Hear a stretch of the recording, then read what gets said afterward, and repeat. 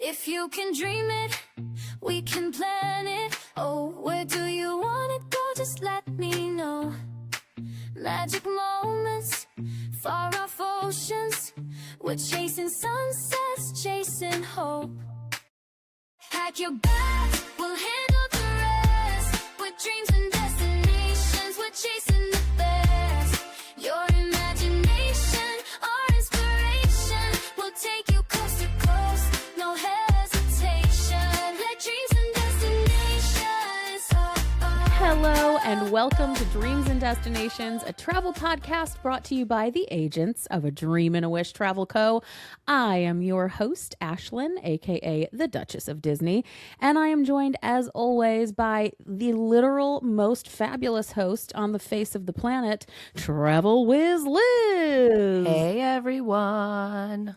Liz, we are on, what is this, episode 6? 6. I just have to say, I am so happy. I really do. I might get a little like teary-eyed here. So thankful that I am on this journey with you because you are the world's best co-host. Oh, stop. No, I'm like so for real right now. No, you are. Ashlyn is just being a little humble right now because she's the literal best partner in crime for this.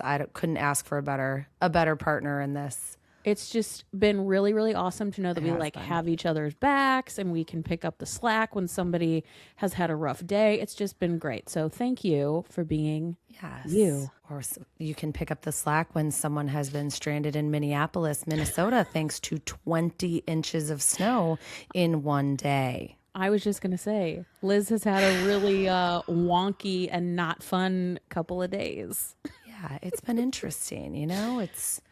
I have colleagues that are still trapped in Minneapolis because all the flights were grounded. There was like storms in like the Midwest. There were storms in, the St. Louis belt or whatever. Then there were storms in Florida. So it was really the perfect, for lack of a better term, storm of airline travel fiasco this weekend.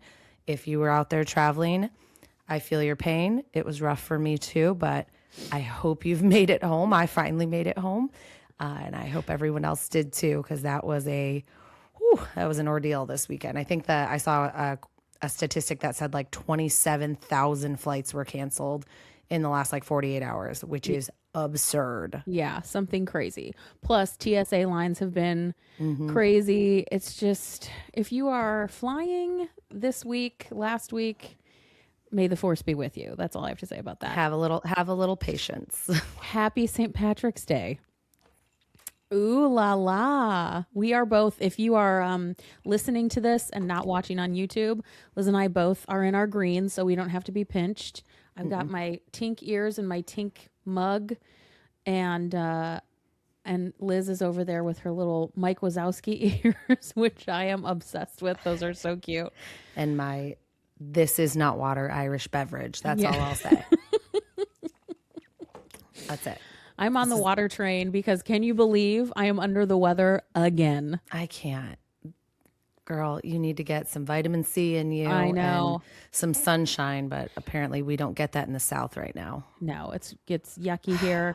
And I'm so frustrated because I use hand sanitizer and I wash my hands incessantly, yet here we are. So consider this my PSA. Make sure y'all are doing the same. Wash your hands. Keep your children clean and stop them from licking all of the surfaces everywhere I go. And stop them from coughing, just spraying their cough into the universe. Hygiene is the name of the game. So, amen. Today, what? I was just going to say, let's go. What are we talking about today? What are we talking about? I don't know. I don't know. On today's show, we are diving into the most colorful hotels in Walt Disney World, the value resorts. Previously, we explored Disney World's deluxe resorts, all of the fabulosity and flair that those have. But now it is time to take an in-depth look at the value resorts and what they have to offer, including playful themes, family accommodations, and budget-friendly prices that are perfect for travelers who want to stay in the magic without breaking the bank. But Before we jump into discussing value resorts, there is something very, very, very important that we need to talk to you about, and that is Chat GPT. Yeah. We need to sit you down and hold your hands and look you straight in the eyes and tell you very sincerely, do not try to plan your vacation using Chat GPT. Liz, tell the kids at home about the Instagram post that you stumbled upon this week. So, for all of you that use Chat GPT as your own personal sidekick throughout the day, I'm not encouraging you to drop that habit because Chat is my literal best friend and I don't think I could go grocery shopping without Chat. However, there is a limit to what Chat can do, and we're going to show you one of those limits. So I follow this Instagram page that's all about good Chat GPT prompts to help you with different things, which sometimes it's wonderful because it could be structuring an email to your boss about PT or something like that. But this one that popped up, it actually made my blood boil a little because it said, breaking in all caps, Chat GPT can now plan your next trip like a $500 an hour travel agent for free. Just give me a sec. First of all, I want to know who the travel agents are out there who are charging $500 an hour, which is more than some high-level attorneys charge per hour.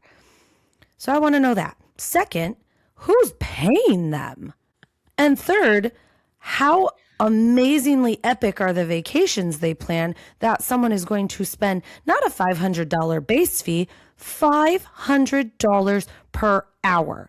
Because I don't know about you, Ashlyn, but I spend anywhere from 10 to 20 to 30 hours planning some of these vacations for families. I would be a millionaire if I could charge that much and people would pay it. Easy. So this post went on to give the prompts, these 7 insane Chat GPT prompts to make your next trip smooth as silk. Let's just remind everyone listening right now that our services, not only are we not making $500 an hour, our services to you are 1,000% free. Totally free. Totally free. There are no hidden fees anywhere. So this first prompt, or this first advantage it gave you, 7 insane advantages or whatever they called it, was a complete trip planner. Act as an experienced travel agent who has planned thousands of trips worldwide based on my destination, budget, travel dates, and interests. Create a complete travel plan, including transportation, accommodations, daily activities, estimated costs, details, pace, destination, budget, dates, interests. So that's the prompt you're supposed to give to Chat GPT, and it's just going to spit you out your dream trip. Boom, bada bing, bada boom. Get on the plane and go. So I actually tried that prompt. Stop. Did you really? I actually did because I was so curious. I knew right off the bat that it was going to be crazy and that was going to be like completely chaotic. So I had to try it. And I typed in, just a made up budget. I pulled a budget out of thin air and travel dates and specifically asked about Disney World. And I typed that prompt exactly as it was suggested by the post. And here's what I learned. Spoiler alert, Chat GPT can in fact not plan your trip like a real human travel agent. It gave me a ton of information. As a matter of fact, it gave me far too much information. It was like pages and pages. It was a novel of information. And we all know that planning a trip in general, especially a Disney trip, it can be daunting anyway. And then these just like pages of information came up and I was like, whoa, this is insane. This is too much. A lot of it was totally outdated and no longer relevant or accurate. And most of it was just completely superfluous. It was just unneeded information. It was all discombobulated. And frankly, it was kind of confusing. Even as like a literal Disney expert, it took me a minute to decipher exactly what the Chat GPT robot was trying to explain to me. I was like, what is going on here? And then some of the information was just blatantly incorrect and inaccurate. So really and truly, there is just no better source than an actual human being. We have practical real life experience. And not only do we plan travel all the time, but we ourselves travel. And guess what? A robot does not. A robot cannot troubleshoot your vacation for you like Liz just had to do for all of her players and coaches in the north when the snowstorm came, and had to, stay on the phone with Delta for hours on end and try to get people on airplanes and get people in new hotel rooms because they weren't going to be able to make it out of the airport. A robot can't do that for you.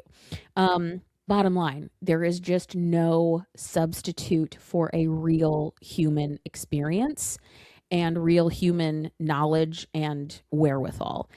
And we say that, I just said this again, we say it frequently, we will say it a million more times. Our services are free to you. Free. I will shout it from the rooftops. Free, free, free, free. It's free. And it's something too with chat. Like I attempted to use chat one time when planning a family's long, like 15-day Euro vacation. They were doing 2 days in every city, going all over.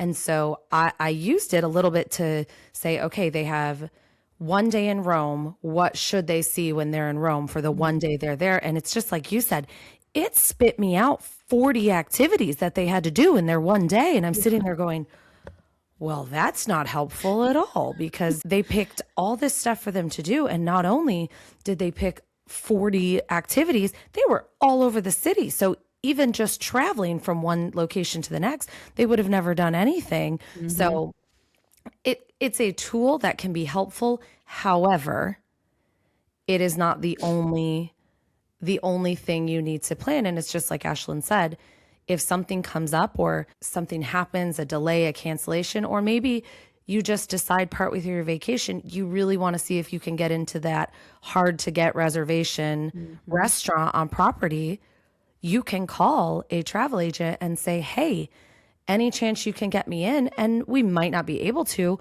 but we can do a heck of a lot more than Chat GPT can to get you into that restaurant. So we're at least going to try. yeah, exactly. When I see information put out on the internet like that, and I see people commenting and reposting and just praising this amazing AI tool, but at the end of the day, it's still a robot. We've all talked to the customer service and just yelled agent in the phone 47 times because the robot can't actually help us with what we need. That's how I feel Chat GPT would be if they're your travel agent. So, bottom line, humans can do more than robots can in this scenario. So use a travel agent, don't use an AI robot. And with that, let's get on with the show. All right, let's chat about value resorts. Admittedly, not our favorite resorts on property, but we have both definitely stayed at them our fair share of times, and we certainly send clients there. They're great. They're definitely better than staying at some random chain hotel outside of Disney property. That's for darn sure.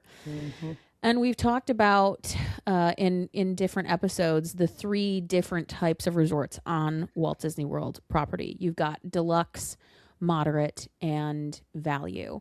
So Liz, tell us a little bit, what makes value resorts different from the deluxe and the moderate resorts? There are a few things that make it different.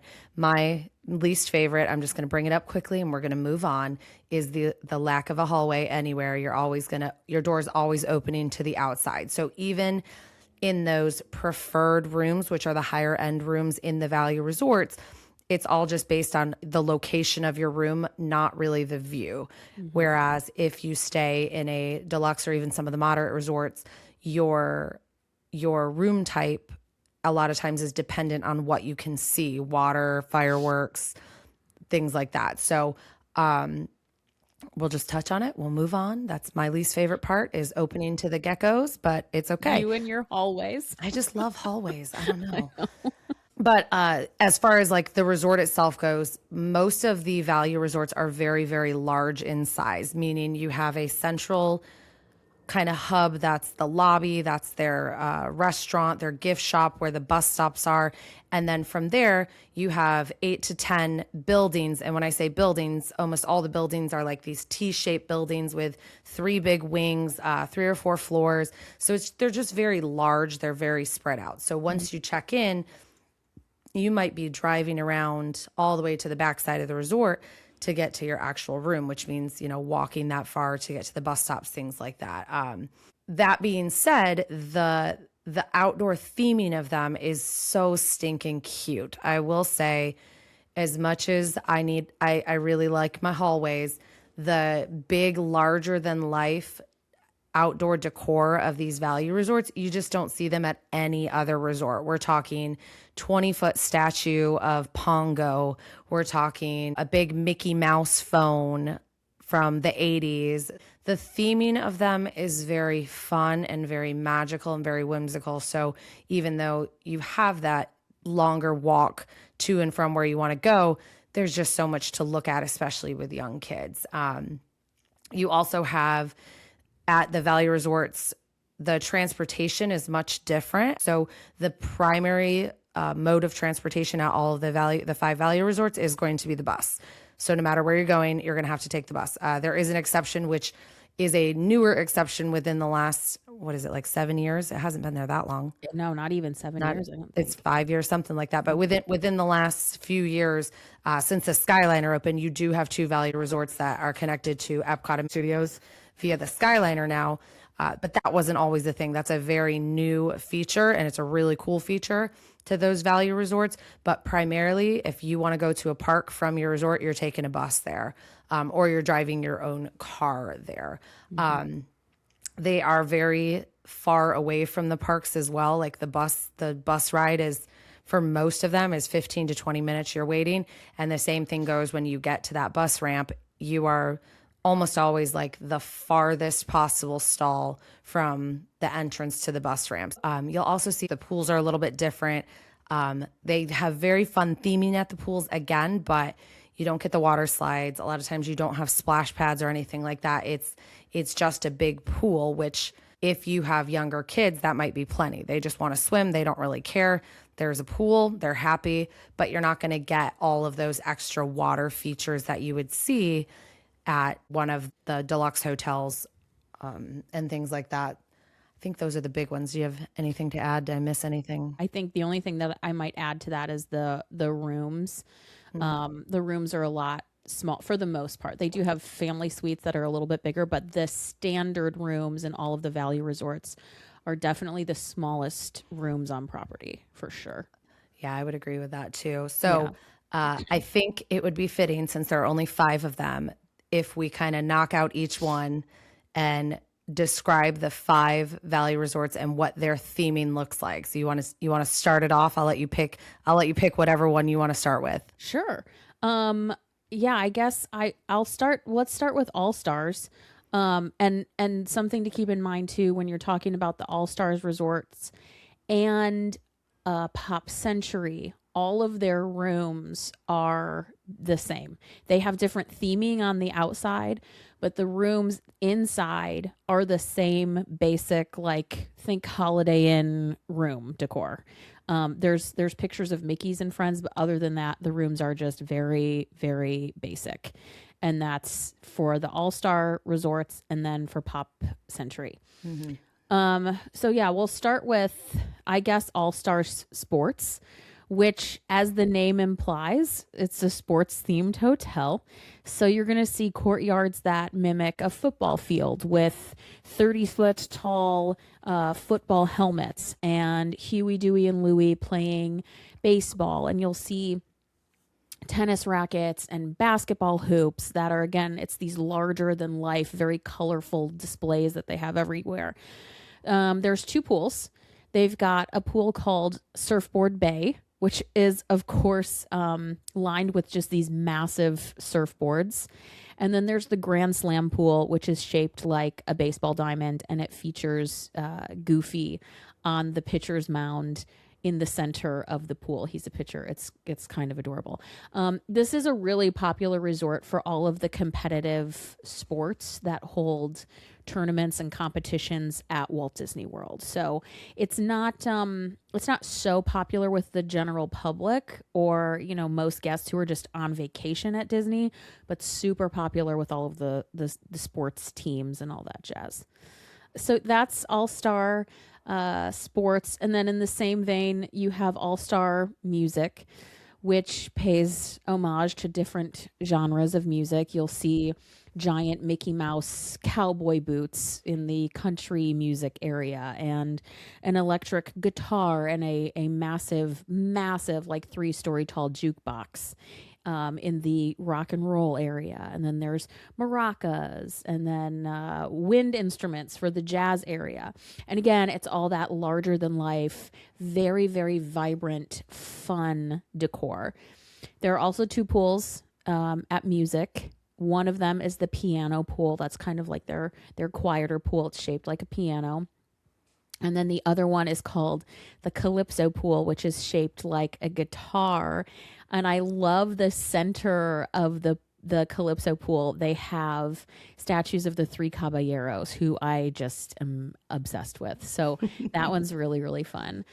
My favorite of the All-Star resorts is All-Star Movies. I just feel like of the 3 All-Star resorts, this one's going to be like more Disney centric with its decor. There is a Mighty Ducks wing or area, Mighty Ducks buildings. Then you have Herbie the Love Bug areas.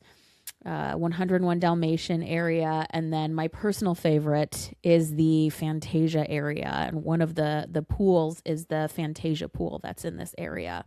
And it's got, Sorcerer Mickey there with water spraying out. It's very phantasmic vibes. I just love it. And I'll take this as my cue just to remind Liz really quick that she needs to see Phantasmic. This is my goal. I'm just going to bring it up in every episode now until it happens. It's fine. Well, I do have a solo trip coming up, so maybe I'll go see it. There you go. And then, the other pool is the Mighty Ducks themed pool, and there's a bunch Which is hockey. my personal favorite. That's your favorite, the Mighty Ducks pool? I love the Mighty Ducks pool. Yeah, they have like the big Mighty Ducks like mask there, the goalie mask and the hockey sticks and everything. So those are the All-Star resorts in a nutshell. And then you have the like higher end value resorts, which are Pop Century and Art of Animation.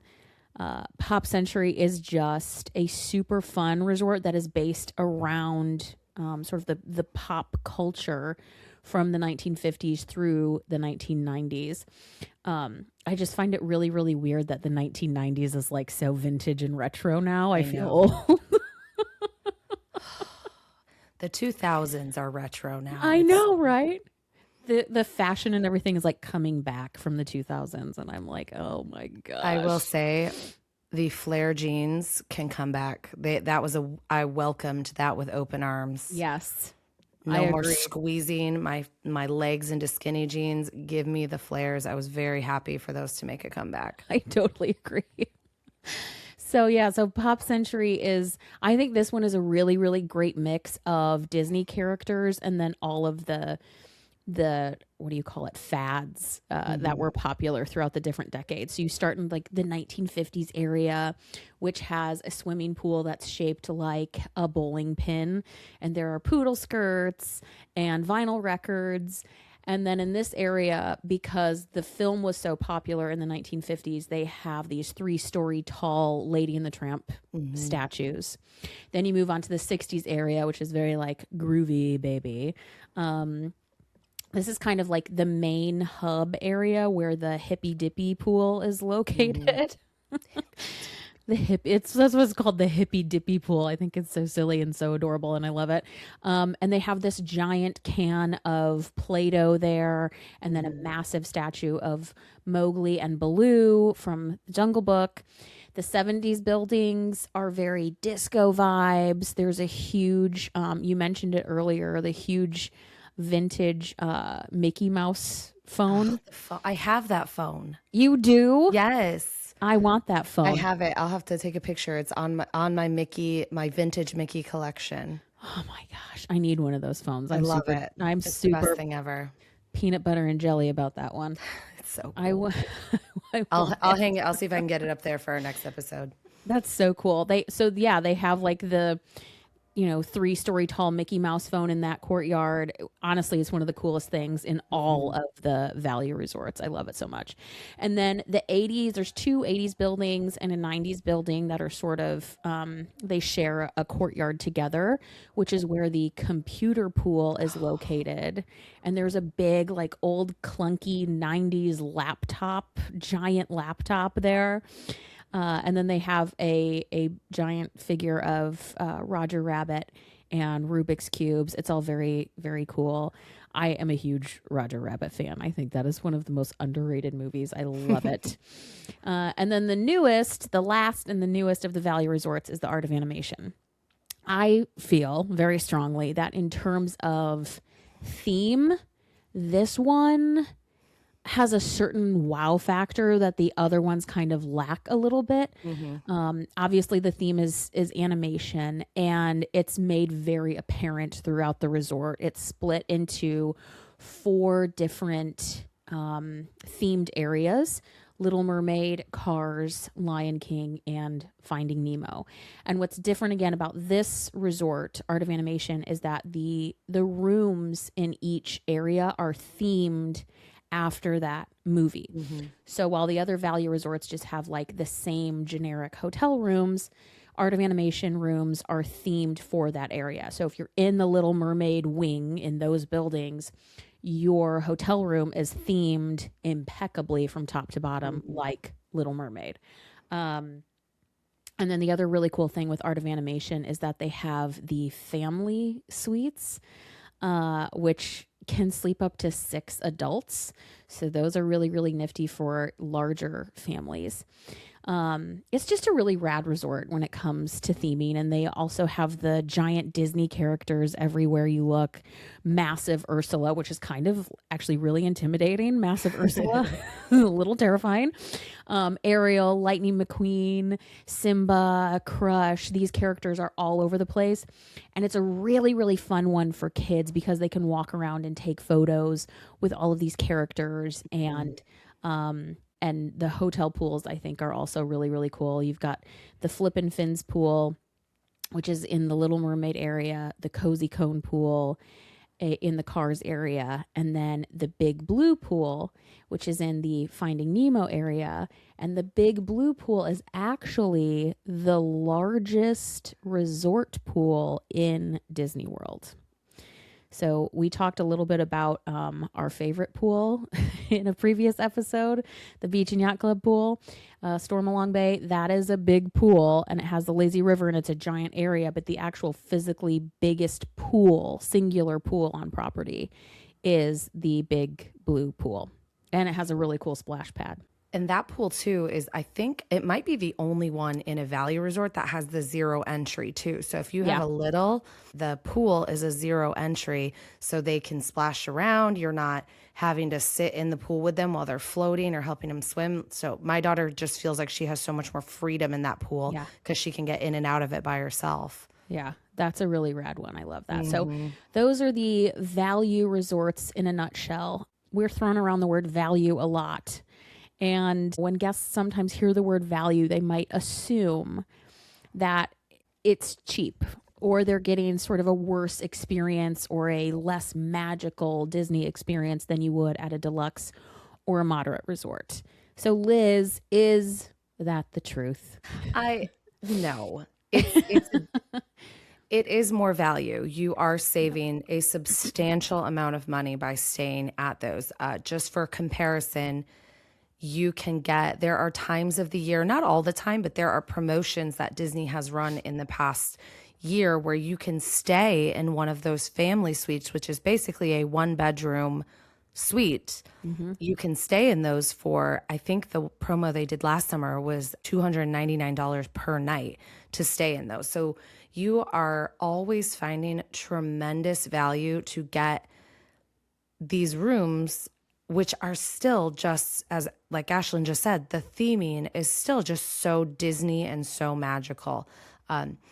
Disney found ways to keep the costs of them down without taking away from the magical experience. And they do that by lessening the convenience of staying at those resorts. We talked about with the deluxe resorts how almost all of them have a walkable option to at least one park, or they're very close to certain things, or they have a sit-down dining restaurant. So the convenience you get at those deluxe and even some moderate resorts, that is much less when you stay at a value resort. You have to take buses everywhere. Your only option for food at your value resort is a quick service restaurant. That's it, with not a ton of options. And if you're there for a significant amount of time, you'll probably use all those options up in a couple days because there's just not a ton of options.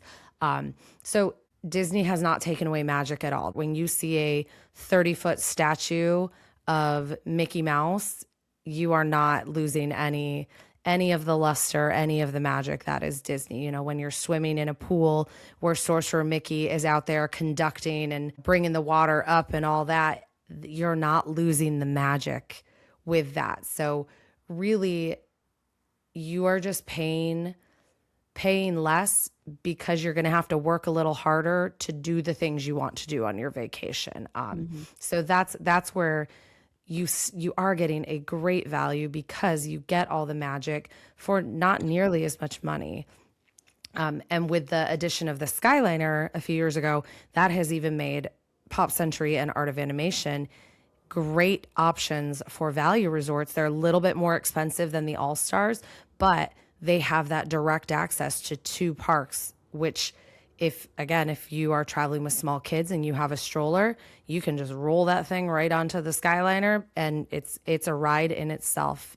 My nieces and nephews, my daughter, they love to just ride the Skyliner as a ride. They don't even think of it as a mode of transportation. So value is really going to allow you to spend your money on other things like lightning lanes, like dining, things like that, because you are going to save a good amount of money on your hotel. So if we're talking about then when someone should choose a deluxe versus a value, when would you recommend a value resort over a moderate or a deluxe resort? Generally, I'm recommending value resorts to my clients who have a very, very strict budget. But also, I'm recommending value resorts to people who want to save on hotel so that they can spend more on all of the Disney extras, like lightning lanes and souvenirs, or maybe they want to do several character dining experiences and spend their money on that instead of a hotel room. Maybe they want to go to Savi's workshop and build a lightsaber, or take the kids to Bippity Boppity Boutique.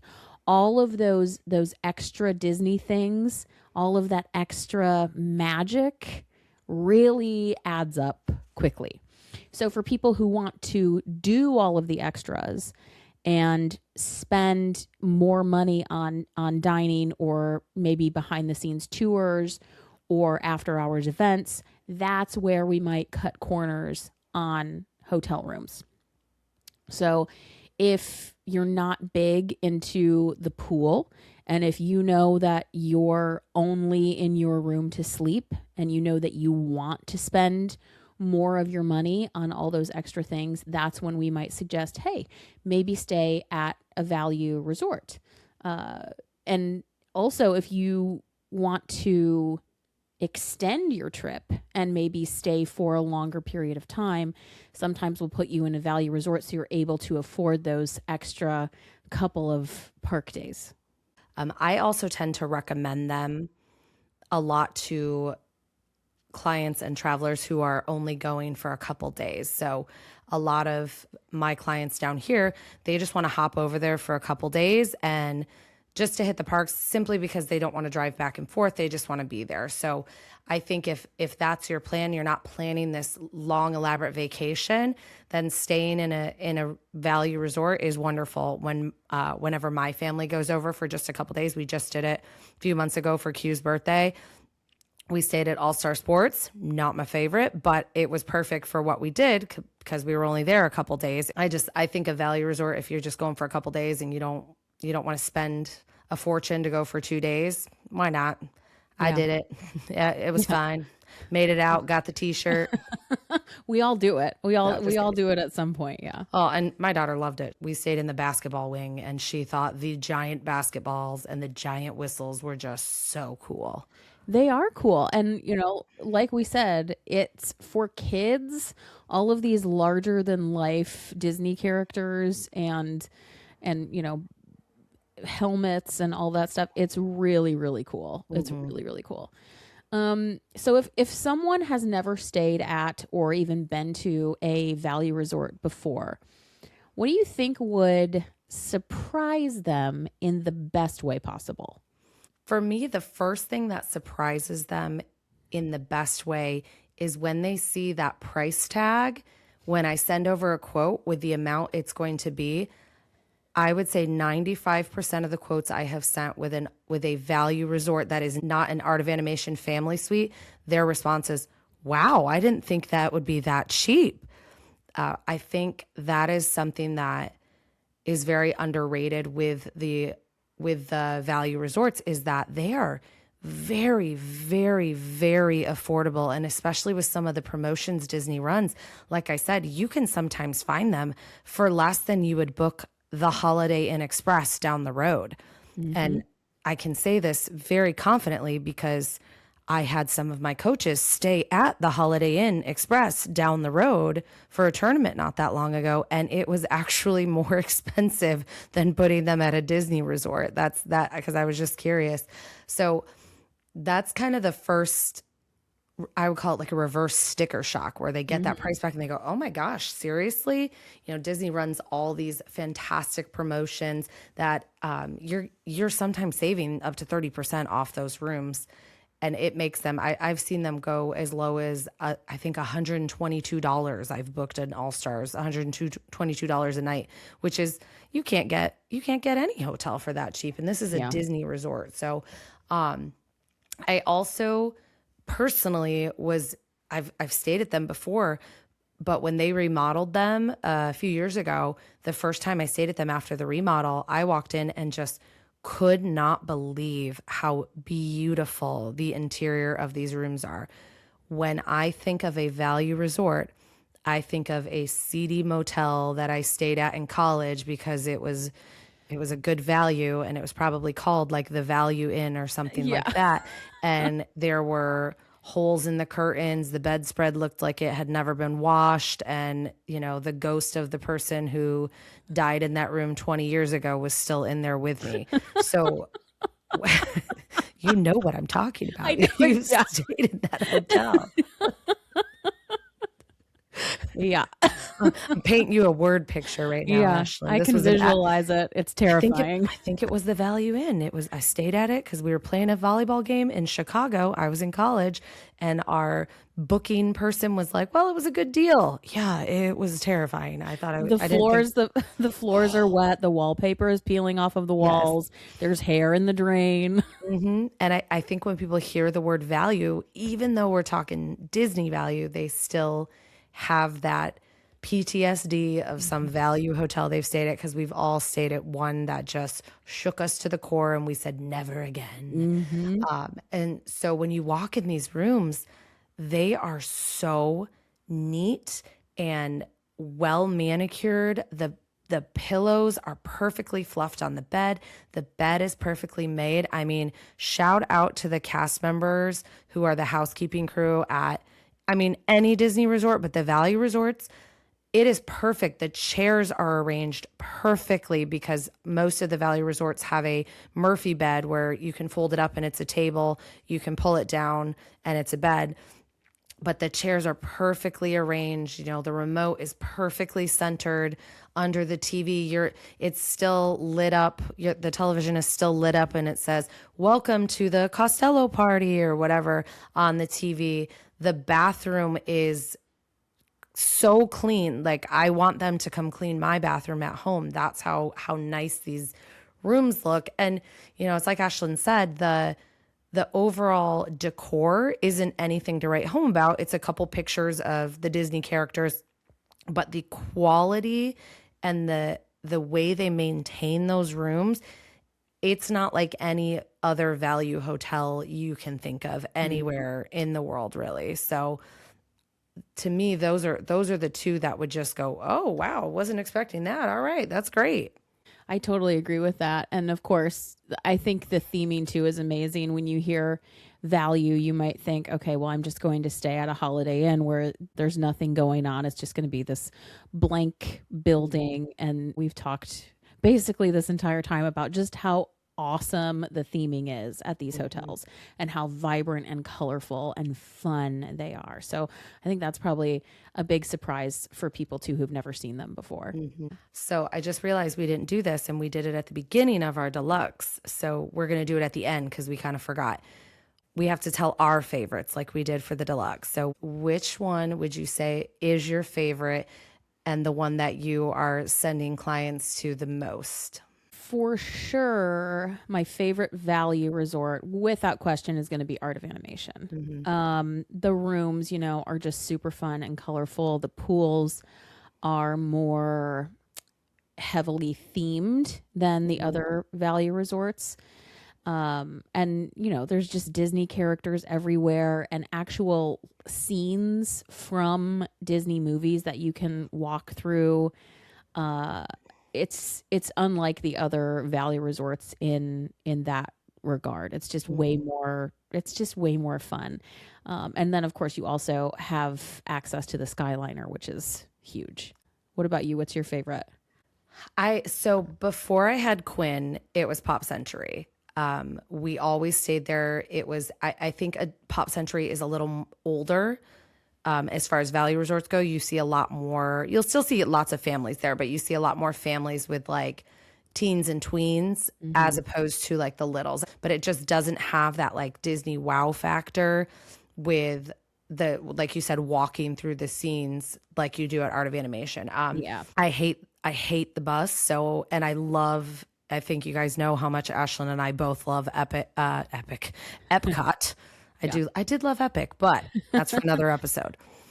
But we both love Epcot and Hollywood Studios, so I'm obviously going to stay at a resort that gives me the easiest access to both of those. So before I had a kid, Pop was always it. It was quieter. We like to stay in the 50s building because you could walk along Hourglass Lake to the Skyliner and it was really quiet. There was never anybody out there. They have all these little signs around Pop Century that are little facts and trivia about the era, and I am an absolute trivia junkie. Don't mess with me in Trivial Pursuit. I will own you. I was just going to say we should play Trivial Pursuit. That would be a blast. I love Trivial Pursuit. So it's definitely changed now that I have a daughter because she loves walking through those scenes. Art of Animation has a playground that's themed after like a coral reef, and there's like the little baby characters, like the kids are all playing on this playground, and so there's Squirt and Nemo, and there's, you know, so she loves that. We totally dig the Cozy Cone pool over there because you can get we're gonna use the air quotes and call it a cabana, but really it's, if you've ever seen the Cars movie, it's a giant cone, like the motel, and you sit in this cone, and that's where, you know, your home base is at the pool. So I think with littles that still really believe in the magic, it's got to be Art of Animation, or if you want to, if you want your budget's a little less, all-star movies, because Yeah. walking through those scenes and walking through that Disney magic, if you have a little that really still believes, it's just seeing their faces light up when they see those characters. It's like when they see the characters in the park or when they see the castle for the first time. It's that same reaction. So pre-kids or older kids, it's pop. Post kid with a 3-year-old now, it's Art of Animation, unless I'm broke, and then it's all-star movies. What's your least favorite? All-star sports. Period, point blank. Period, point blank. And okay, it gets a bad rap because when you exit your room, there is literally nothing that reminds you are at Disney World. Yeah. With all of the sports movies Disney has made over the years, you would think they could, I don't know, toss something in that kind of represents something. I don't know, but Give me an Air Bud wing. Oh, but there's a basketball wing. Just put a dog there. Yeah. Give me a statue of a golden retriever. To me, it's kind of disappointing if you're staying there for the Disney wow factor, because there's not really any Disney wow factor. There's a handful of statues you'll find like scattered throughout with the Disney characters, but when you walk out of that lobby towards your wing of the resort, it's just like, oh, basketballs, oh, football, oh, like it's just not Disney. I'm not sporty spice anyway, so it's really not my gig. I mean, outside of like tennis, golf, and skiing, I am an absolute bumbling clown when it comes to my athletic ability. I'm like Goofy in all of those vintage cartoons where he's just failing miserably at all of the sports. That's me. So the all-star sports is just not my jam. And I think it has the fewest Disney references too, like you were saying. It just doesn't have that Disney feel like the other value resorts do. They just do it a little bit better. So All-Star Sports is just negatory for me. So we did this with the deluxe resorts, and now we're going to do it with the value resorts. We sent a survey to our entire travel agency again, and we asked them what their absolute favorite value resorts were at Walt Disney World. And I have the results. I have all 5 resorts here in ranking order. In 5th place, with literally 0 votes. I feel kind of bad. In 5th place, with 0 votes, is All-Star Sports. Mwah, mwah, mwah. I don't think anyone is surprised by this. I just do kind of feel badly for All-Star Sports. 4th place, All-Star Music. 3rd place, All-Star Movies. Okay. That's probably how I would have ranked those. Yeah, same. And then 2nd place, Art of Animation. Yeah. No way. Pop. Yeah. Oh, Pop is gee. first place. Yeah. I thought for sure Art of Animation was going to be first place because 1, it's the newest. And number 2, they just have all the Disney characters and scenes and everything. But yeah, Pop Century, numero uno. Wow. All right. That's my girl. I love Pop. I really do. I really do. Yeah. That list does not surprise me at all. The rankings, I think that's pretty solid. We did a good job. We did a good job as an agency there. Guess what? What? It's time for Magical Mailbag. Magical mailbag. Magical mail. Magical mail. We could do that for a while. We could. We need to just get in a studio and hammer out the recording of that, and it's going to be great. Yeah, we'll be on the Grammys next year. Don't worry about it. So yeah, this is where we answer the questions you've sent in via DM from Instagram. The first one is for you, Travel Wiz Liz. Okay. This is from Hannah D in Colorado. She says, we already picked our all-inclusive and did research on the top 3 we wanted. What is the advantage to having an agent if you cannot get a cheaper price? Oh, Hannah. Oh, Hannah. This question actually comes up a lot to us as agents, especially from our family and friends. You would think as agents, our family and friends would let us plan absolutely every trip that they're on and even if they're planning it, they'll say, you know what, we're going to help you out. You can go ahead and book it. Absolutely not the case. My family and friends are sometimes my biggest pains because I will get a notification that my sister is on a cruise and I'm sitting here going, what the what? What did you do? So I totally get the not understanding what you can even benefit having an agent from, especially when you've kind of planned this whole trip out. I have a client actually who she has everything so detailed, planned out. She sends me a yearly calendar of all her vacations, the exact hotel she wants to stay at, the exact rooms she would like to have booked. And I know you're asking yourself, Hannah, well, what does she need you for?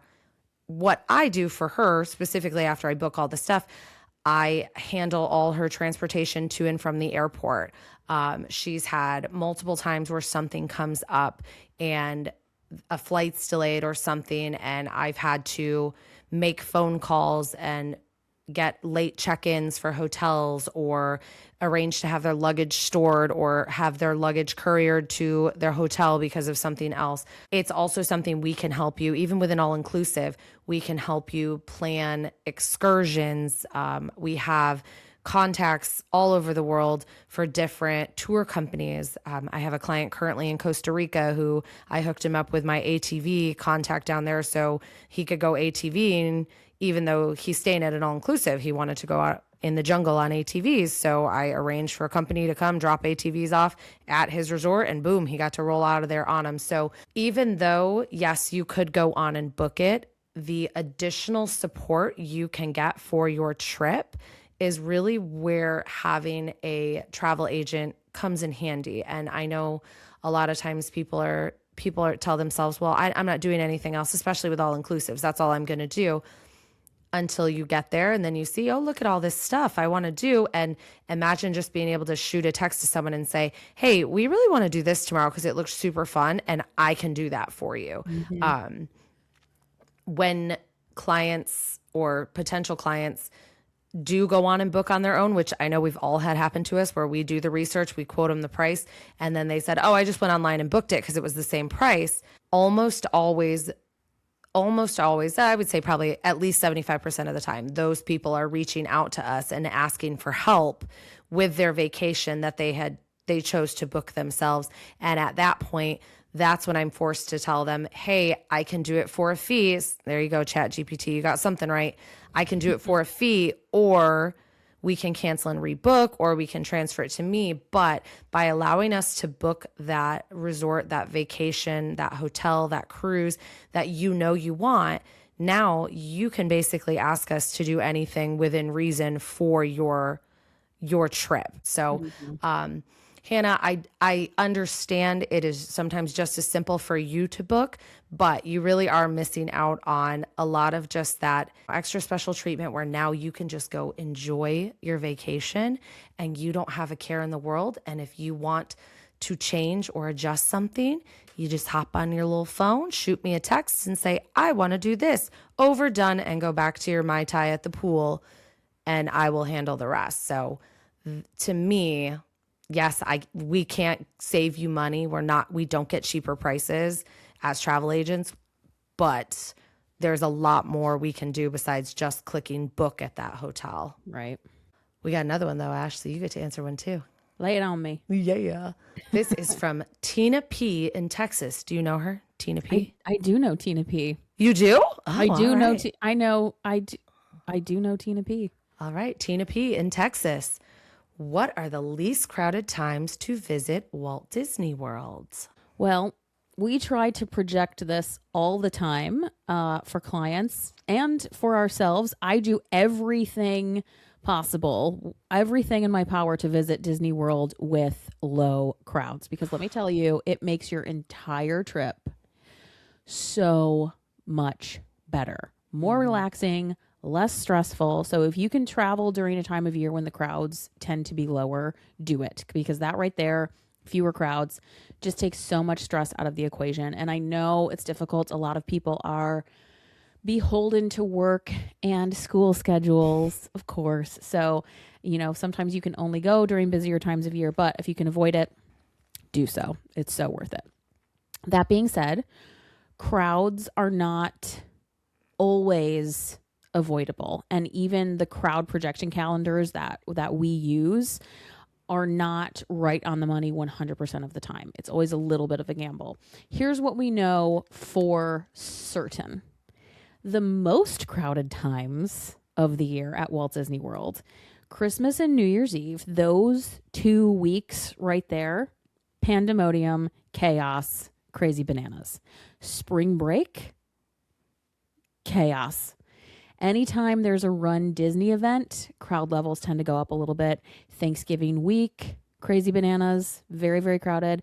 And generally, anytime there's any sort of major sporting event happening in Walt Disney World, and that could be anything from like a cheer competition, or they have the big flag football competitions there now. There's generally an uptick in crowds. So this is another reason to use a travel agent, because we keep track of all of these random things that are happening around property to let you know, hey, it's going to be ridiculously crowded. Maybe don't book at All Star Sports because there's a cheer competition that weekend. Now typically you'll get the fewest crowds from about mid to end of August through the entire month of September.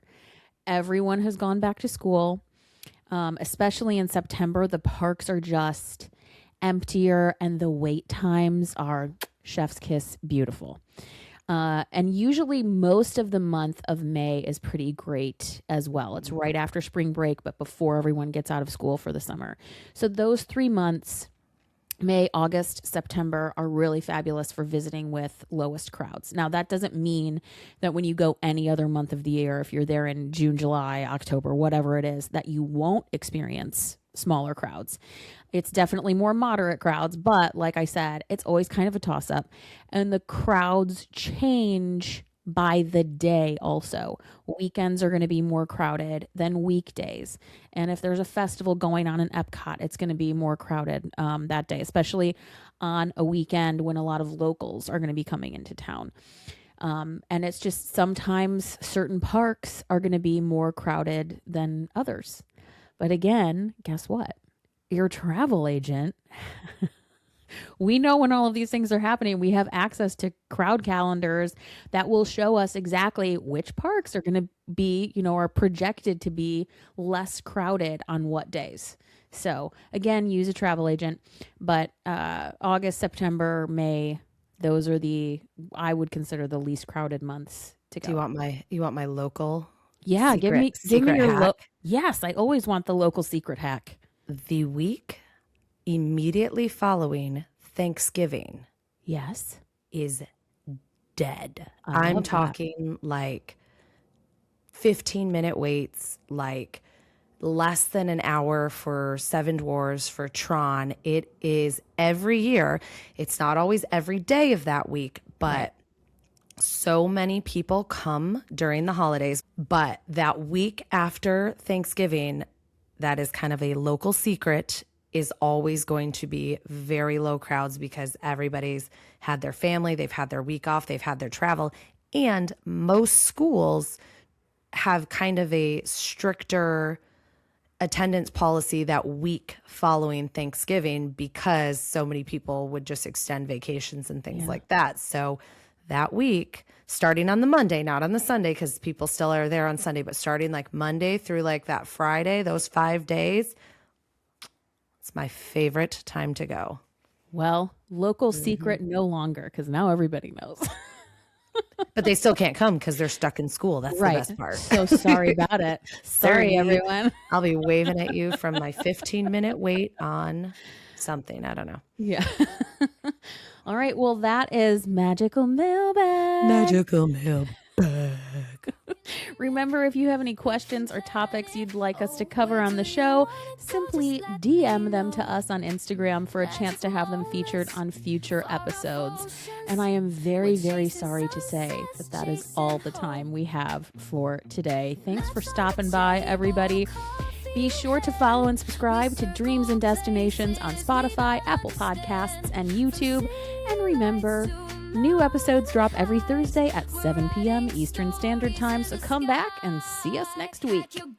And don't forget to follow us on Instagram and TikTok at Dreams and Destinations. And don't forget to follow A Dream and a Wish Travel Co. on social media as well. You can visit our agency website or any of our Instagrams to request a vacation quote, and the links, as always, will be in the show notes. Show notes? Show notes. It's her adult Irish beverage has really gone to her head. This is how you know we do this live every week. Oh my gosh. Well, thank you for listening. Happy St. Patrick's Day.